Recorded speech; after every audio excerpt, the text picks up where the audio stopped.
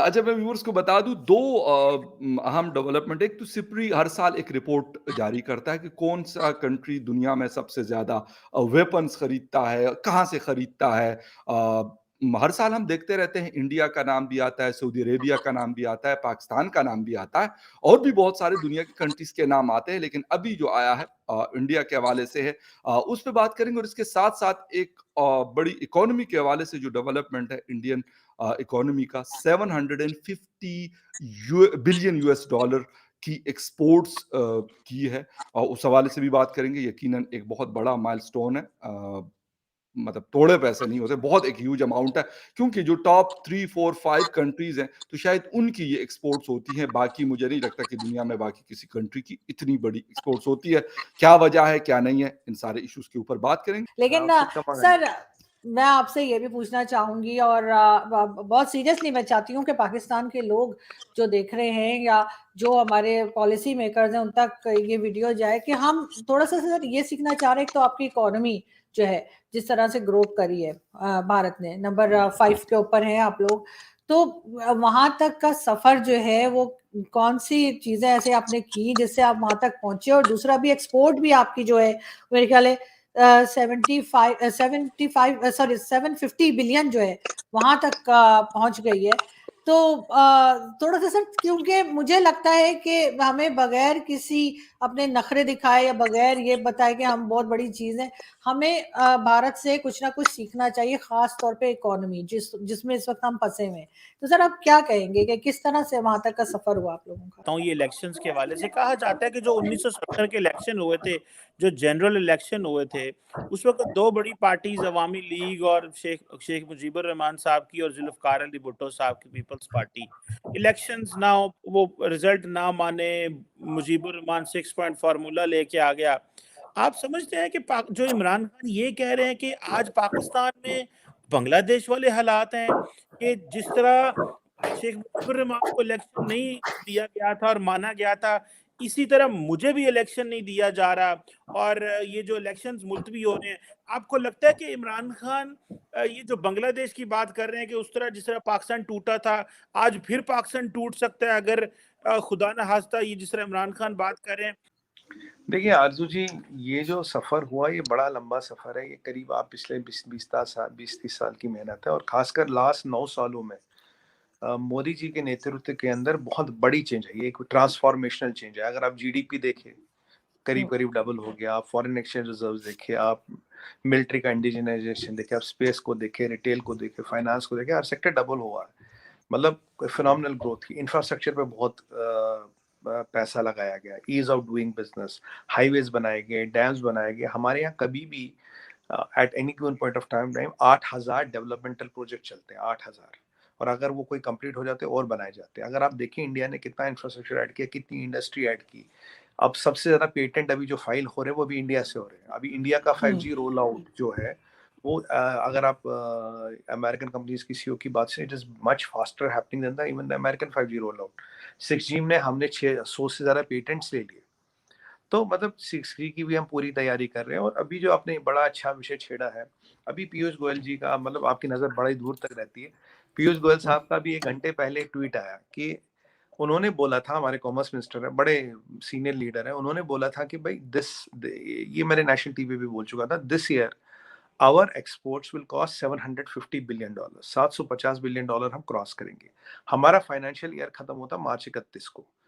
अभी 1-2 दिन बचे हैं साल खत्म होने में, पर आज 1 घंटे पहले गोयल साहब का ट्वीट आया कि वी हैव क्रॉस कर चुके। ये क्रॉस करते हम टॉप 5 एक्सपोर्टिंग इकोनॉमीज में आएंगे। और आरजू जी, कहानी यह नहीं है, कहानी और आगे है। कहानी ये है कि हमारा अभी जो लॉजिस्टिक कॉस्ट है ये करीब 11-12% आता है, राइट। जो जर्मनी का लॉजिस्टिक कॉस्ट है इस दुनिया में सबसे कम है, ये करीब 4-4.5% आता है। हम ऑपरेशन गति शक्ति, जो प्रधानमंत्री जी का ब्रेन चाइल्ड है, उसको इम्प्लीमेंट करें। इसमें फ्रेट कॉरिडोर्स, ट्रांसपोर्ट के लिए corridors, cold storages, complete focus on speed and time, गति शक्ति। फिर भारत माला, सागर माला प्रोजेक्ट्स है। अब जब गति शक्ति ऑपरेशनल हो जाएगा, इसमें 125 करीब टर्मिनल बनेंगे, पूरे 175 टर्मिनल बनेंगे पूरे देश में, जो अभी प्लान है उसका आगे बढ़े हुए। फिर आपने देखा वंदे भारत ट्रेन, हमने बात की, वो आ रही। फिर हमने कई सारी चीजें देखा, और अब ये बजट देखेंगे तो सबसे बड़ा इंफ्रास्ट्रक्चर पुश अब की बार के बजट में था, इंफ्रास्ट्रक्चर।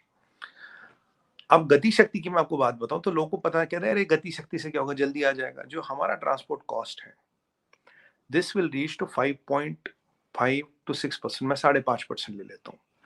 कहाँ 11-12% से 5.5%, तो एवरी इंडियन बिजनेस और will be viable by 7 to 8%। और जो टाइम होगा वो कम होगा। भारतमाला, सागरमाला प्रोजेक्ट्स, हम कई सारे सैकड़ों पोर्ट बना रहे हैं, पोर्ट्स की डेवलपमेंट हो रही, पोर्ट्स में ऑटोमेशन हो रहा, पोर्ट्स में ऑटोमेशन क्रेन्स हो रही है।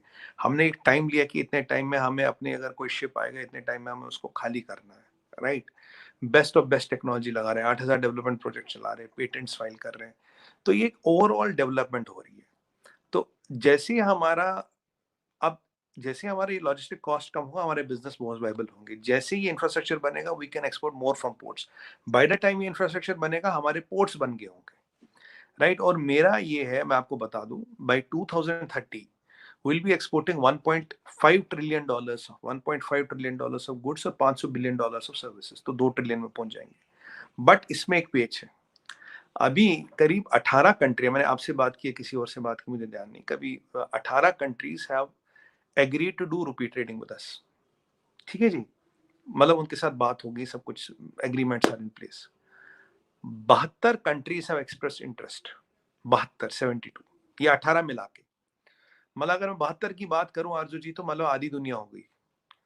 अगर अब होगा क्या, देखिए, अब मान लीजिए रशिया से हम तेल ले रहे हैं, उसने हमसे रुपया ले लिया, इंडियन रुपया। अब इंडियन रुपये से वो अमेरिका में सामान तो खरीद नहीं सकता, ना फ्रांस में, ना जर्मनी से। कहां से खरीद सकता है? इंडिया से। और जो हम सामान देंगे, सर्विस देंगे, वो एक्सपोर्ट होगा। अगर ये चीज हो जाती है तो मेरा अंदाजा है बाय 2030 और 32 और 35 विल एक्सीड चाइनाज एक्सपोर्ट्स। कि अगर 72 कंट्रियों के पास इंडियन पैसा होगा, उस पैसे का कहाँ यूज करेंगे? हमसे गुड्स या सर्विस लेने में।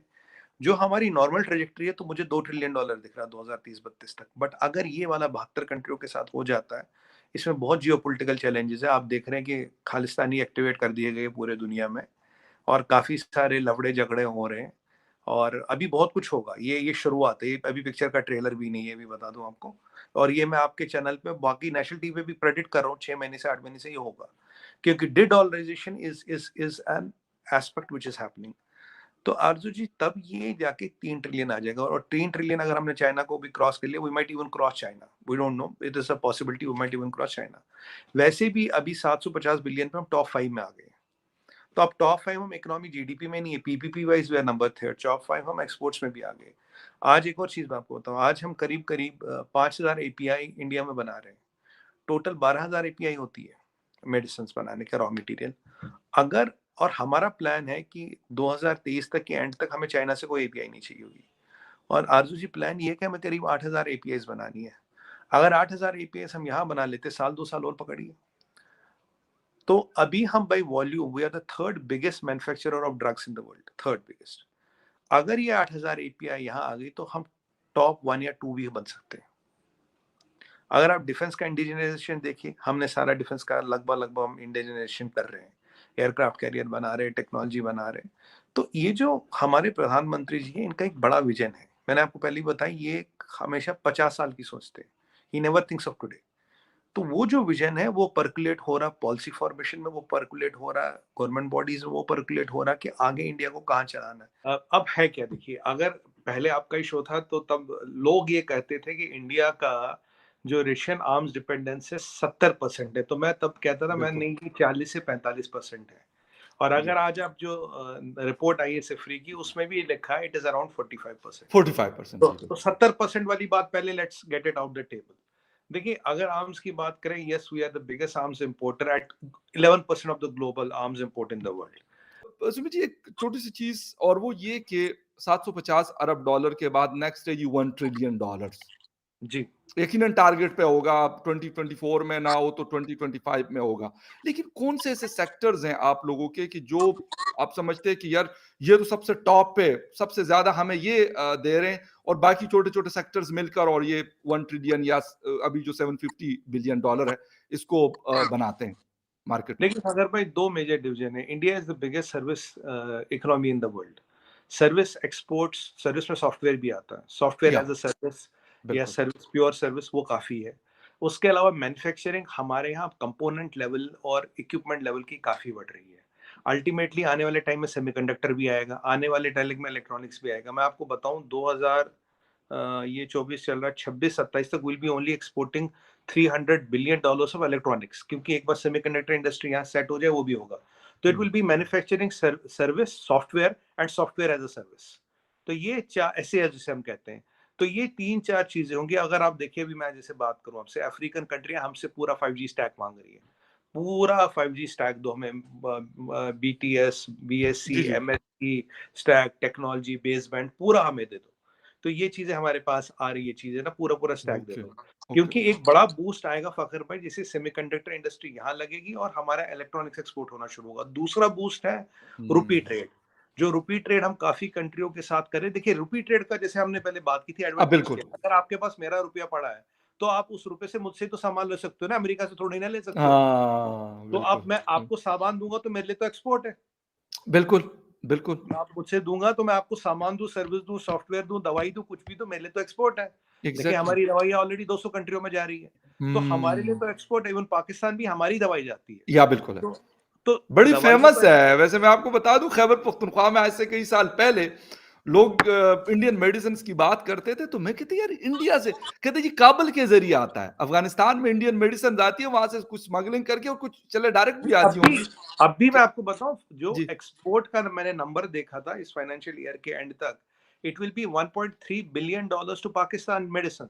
ओह! ऑफिशियल कह रहा हूं मैं ज़बरदस्त। स्मार्टफोन। बिल्कुल ठीक। दवाइयाँ जा रही है फखर भाई, दवाइयाँ तो कभी नहीं रुकी थी। दवाइयों का हुँ। एक्सपोर्ट टू पाकिस्तान ना हमने रोका, ना कभी आपने रोका। दवाइयाँ कभी नहीं रुकी थी। दवाइयाँ जारी, कम किया होगा, ज्यादा राइट, किया होगा, राइट, राइट, पर राइट, राइट। दवाइयाँ अब भी जारी है। दवाइयों पे तो वो ज़बरदस्त और सुमित जी हम यही ख़ैर हम ये बात बहुत बार-बार करते हैं, बल्कि उस दिन होली पे बहुत सारे लोगों से मुलाकात हुई यहाँ इस्लामाबाद में, तो वहाँ पे भी यही बात चल रही थी कि यार इससे फ़ायदा उठाया जाए। पाकिस्तानी भी हमारे जर्नलिस्ट कम्युनिटी के बहुत सारे लोग थे, आप लोग इंडिया के भी, तो यही बात हो रही थी कि यार फ़ायदा क्यों नहीं उठाते? लेकिन ख़ैर चलें, शुक्र है कि दवाइयाँ $1.3 बिलियन की तो कम से कम वो तो आ रही हैं। दवा बाकी भी बहुत सारी चीज़ें हैं, उससे फ़ायदा उठाया जा सकता है। लेकिन कब, कैसे और कौन करेगा ये हमें नहीं पता।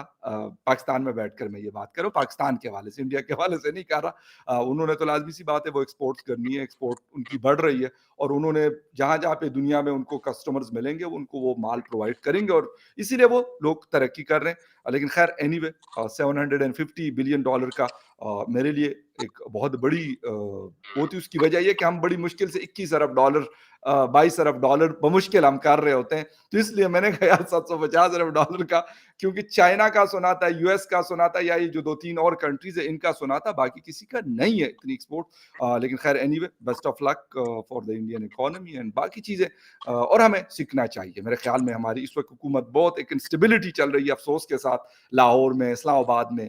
कुछ समझ किसी को नहीं आ रहा कि करना क्या है और होना क्या है। लेकिन उसका नुकसान एट द एंड हमारे जैसे आम पाकिस्तानियों को उठाना पड़ता है।